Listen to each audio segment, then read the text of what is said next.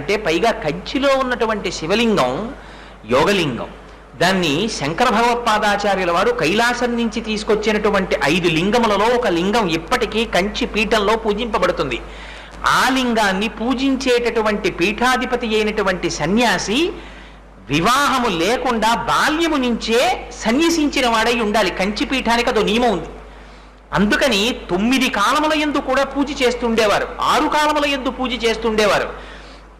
ఆ యోగలింగానికి అర్చన చేసేటప్పుడుట ఆనాడు పీఠాధిపతుల చేతులలోకి ఒకవేళ 3 ఆకులు లేనటువంటి మారేడు దళములు 2 ఆకులున్నవి 1 ఆకు ఉన్నవి చేతిలోకి వచ్చినా వారు చెయ్యి చాపి ఆ బిల్వదళాలు ఇలా పట్టుకుని తిప్పి చంద్రమౌళీశ్వర లింగం మీద వేస్తుంటే 3 ఆకులున్నవి లింగం మీద పడేవిట, 3 ఆకులు లేనివి వెనక్కి జారిపోయేవిట.